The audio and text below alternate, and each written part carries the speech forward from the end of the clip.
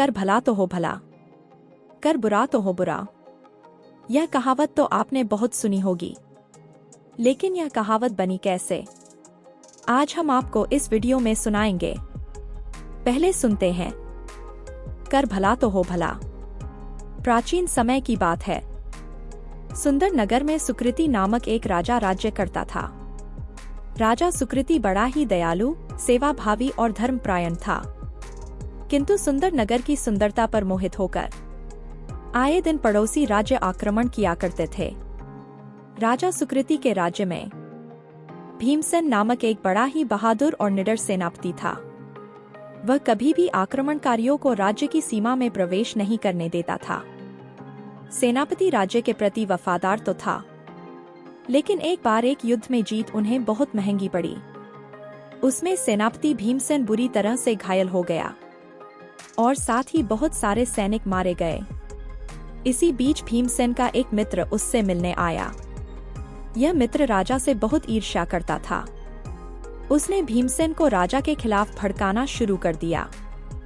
वह कहने लगा, तुम लोग दिन रात यहाँ मौत से जूझ रहे हो और राजा वहाँ महलों में अय्याशियां कर रहा है। मेरी मानो तो राजा को तख्त से हटाओ और खुद राजा बन जाओ। अपने मित्र के मुंह से राजा की निंदा सुनकर सेनापति भीमसेन को पहले तो विश्वास नहीं हुआ, लेकिन फिर उसने कुछ सोचकर स्वयं राजा बनने का निर्णय ले लिया। उसने राज्य जाकर राजा सुकृति को सिंहासन से हटा दिया और स्वयं का राज्याभिषेक करवा लिया। वह राजा सुकृति को पकड़कर बंदीगृह में डालना चाहता था, लेकिन अवसर देख सुकृति भेष बदलकर जंगलों में भाग गया। राजा भीमसेन ने सुकृति को पकड़ने के लिए 1,000 स्वर्ण मुद्राओं के इनाम की घोषणा की। सैनिक तो सैनिक, राज्य के अन्य व्यक्ति भी इनाम की आकांक्षा से सुकृति को खोजने लगे। हालांकि राज्य के ज्यादातर समझदार लोग सुकृति से भीमसेन द्वारा राज्य हड़प लिए जाने से दुखी थे। इधर राजा सुकृति जंगल के रास्ते राज्य से बाहर निकलने ही वाला था कि उसे सामने से एक व्यक्ति आता दिखाई दिया, जो दिखने में बहुत चिंतित जान पड़ रहा था। राजा सुकृति के नजदीक आकर वह बोला, भाई, जरा राजा सुकृति के महल का रास्ता बता देना, मुझे उनसे जरूरी काम है। राजा बोला, सुकृति से क्या काम है? अजनबी बोला, मैं पास के गांव में रहता हूँ। मेरी पत्नी बहुत बीमार है। उसके इलाज के लिए मेरे पास पर्याप्त धन नहीं है। मैंने सुना है राजा सुकृति बहुत दयालु राजा है। कोई भी दुखी व परेशान व्यक्ति उनके महल से खाली हाथ नहीं जाता। राजा बोला, चलो मैं तुम्हें राजा सुकृति के पास पहुंचा देता हूँ। यह कहकर वह उस अजनबी को राजमहल की ओर ले गया। वह सीधे राज दरबार में जा पहुंचे। राजा सुकृति को स्वयं वापस आया देख सभी सभासद अचंभित हो उठे। दरबार में पहुंचकर राजा सुकृति ने सिंहासन पर बैठे राजा भीमसेन से कहा, तुमने मुझे पकड़ने के लिए 1,000 स्वर्ण मुद्राओं का इनाम रखा है ना? वो इनाम इस व्यक्ति को दे दो। ये मुझे पकड़कर लाया है और मेरे साथ तुम जो चाहो सो कर सकते हो। राजा सुकृति की दयालुता को देखकर सेनापति भीमसेन का मस्तक लज्जा से झुक गया। वह सिंहासन से उठा और महाराज के चरणों में गिर पड़ा। उसे अपनी गलती का एहसास हो गया।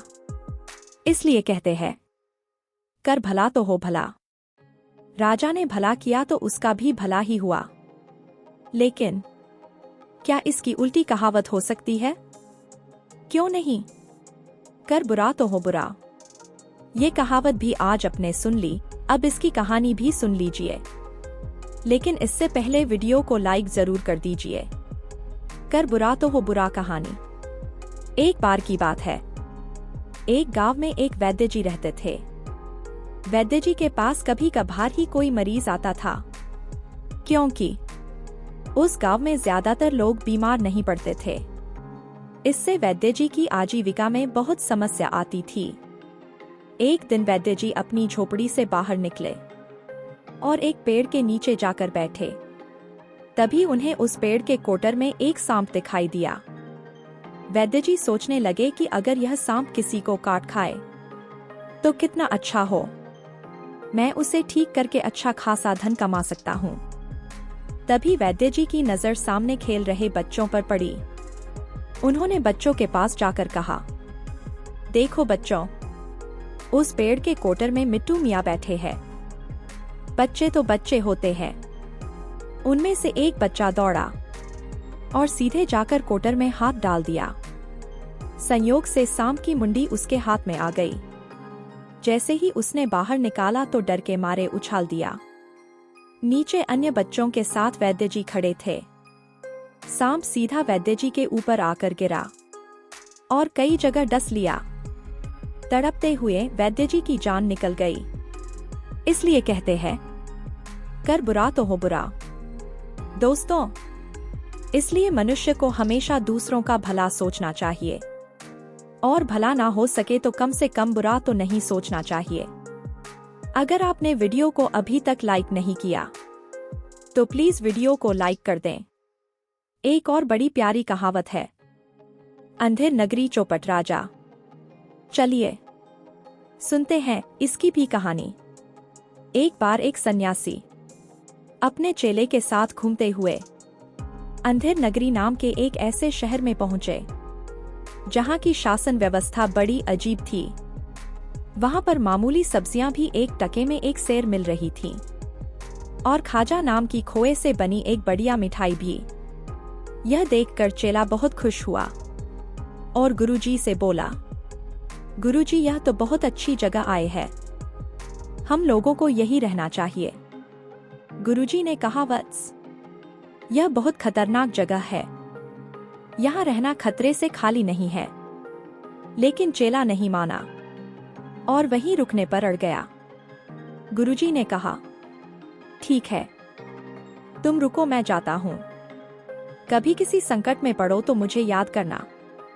चेला खुशी खुशी वहां रहने लगा और टके सिर मिठाइयां खा खा कर खूब मोटा हो गया। एक बार उस राज्य में ककड़ी की चोरी के अपराध में एक चोर पकड़ा गया। राजा ने उसे फांसी की सजा सुनाई और राज्य के लोगों को हुक्म दिया गया कि फांसी वाले दिन सभी को वहां उपस्थित रहना है। जल्लाद जब चोर को फांसी पर चढ़ाने चला तो देखता क्या है कि चोर की गर्दन पतली है और फांसी का फंदा मोटा। उसने राजा से पूछा, हुजूर, अब क्या करूं? राजा बोला, कोई बात नहीं, भीड़ में से छांट लो, जिसकी गर्दन इस फंदे में फिट आ जाए उसे फांसी पर चढ़ा दो। अंधेर नगरी जो ठहरी। संयोग से चेले की गर्दन फंदे में बिल्कुल फिट आ गई तो उसे ही फांसी पर चढ़ाने की तैयारी होने लगी। अब चेले ने घबराकर गुरुजी को याद किया। गुरुजी सिद्ध पुरुष थे। उन्होंने जान लिया कि चेला संकट में है और फौरन वहां आ गए। वहां आकर उन्होंने चेले के कान में कुछ कहा। उसके बाद गुरु और चेला आपस में झगड़ने लगे कि फांसी पर मैं चढ़ूंगा, नहीं मैं चढ़ूंगा। मूर्ख राजा को इस बात पर बड़ा कौतूहल हुआ कि ऐसी क्या बात है जो दोनों ही फांसी पर चढ़ने पर आमादा हैं। उसने गुरुजी से पूछा तो गुरुजी ने बताया, महाराज, इस समय ऐसा मुहूर्त है कि जो फांसी पर चढ़ेगा वह सीधा स्वर्ग जाएगा और स्वर्ग का राजा बनाया जाएगा। मूर्ख राजा तुरंत अपने सिंहासन से कूदा और जल्लाद से बोला, मुझे फौरन फांसी पर चढ़ा, मैं स्वर्ग का राजा बनूंगा। इस तरह चेले की जान बची तो उसने कसम खाई कि अब कभी ऐसी अंधेर नगरी में नहीं रहेगा। तब से यह कहावत बनी, अंधेर नगरी चौपट राजा। ये कहावत तो आपने जरूर सुनी होगी और बोली भी होगी। ना तीन में ना 13 में सबकी पसंदीदा कहावत है, न 3 में न 13 में। इस कहावत के पीछे की कहानी कुछ ऐसी है। एक नगर सेठ थे। अपनी पदवी के अनुरूप वे अथाह दौलत के स्वामी थे। घर, महल, नौकर चाकर थे। एक चतुर मुनीम भी थे जो सारा कारोबार संभाले रहते थे। किसी समारोह में नगर सेठ की मुलाकात नगरवधू से हो गई। नगरवधू यानी शहर की सबसे खूबसूरत वेश्या। अपने पेशे की जरूरत के मुताबिक नगरवधू ने मालदार व्यक्ति जानकर नगर सेठ के प्रति सम्मान प्रदर्शित किया। फिर उन्हें अपने घर पर भी आमंत्रित किया। सम्मान से अभिभूत सेठ दूसरे या तीसरे दिन नगरवधू के घर जा पहुंचे। नगरवधू ने स्वागत सत्कार में कोई कमी नहीं छोड़ी। खूब आव भगत की और यकीन दिला दिया कि वह सेठ से बहुत प्रेम करती है। अब नगर सेठ जब तब नगरवधू के ठौर पर नजर आने लगे। शामें अक्सर वहीं गुजरने लगी। नगर भर में खबर फैल गई। काम धंधे पर असर होने लगा। मुनीम की नजरें इस पर टेढ़ी होने लगीं। एक दिन सेठ को बुखार आ गया। तबीयत कुछ ज्यादा बिगड़ गई। कई दिनों तक बिस्तर से नहीं उठ सके। इसी बीच नगरवधू का जन्मदिन आया। सेठ ने मुनीम को बुलाया और आदेश दिए कि एक हीरो जड़ा नौलखा हार खरीदा जाए और नगरवधू को उनकी ओर से भिजवा दिया जाए। सेठ ने कहा कि मुनीम खुद उपहार लेकर जाए। मुनीम तो मुनीम था, खानदानी मुनीम। उसकी निष्ठा सेठ के प्रति भर ही नहीं बल्कि उसके पूरे परिवार और काम धंधे के प्रति भी थी। उसने सेठ को समझाया कि वे भूल कर रहे हैं। बताने की कोशिश की वेश्या किसी व्यक्ति से प्रेम नहीं करती, पैसों से करती है। मुनीम ने उदाहरण देकर समझाया कि नगर सेठ जैसे कई लोग प्रेम के भ्रम में वहां मंडराते रहते हैं। लेकिन सेठ को समझ में ना आना था। ना आया। उनको सख्ती से कहा कि मुनीम नगरवधू के पास तोहफा पहुंचा आए। मुनीम क्या करते? एक हीरो जड़ा नौलखा हार खरीदा और नगरवधू के घर की ओर चल पड़े। लेकिन रास्ते भर वे इस समस्या को निपटाने का उपाय सोचते रहे। नगरवधू के घर पहुंचे तो नौलखा हार का डब्बा खोलते हुए कहा, यह तोहफा उसकी ओर से जिससे तुम सबसे अधिक प्रेम करती हो। नगरवधू ने फटाफट 3 नाम गिना दिए। मुनीम को आश्चर्य नहीं हुआ कि उन 3 नामों में सेठ का नाम नहीं था। निर्विकार भाव से उन्होंने कहा, देवी, इन 3 में तो उन महानुभाव का नाम नहीं है जिन्होंने यह उपहार भिजवाया है। नगरवधू की मुस्कान गायब हो गई। सामने चमचमाता नौलखा हार था और उससे भारी भूल हो गई थी।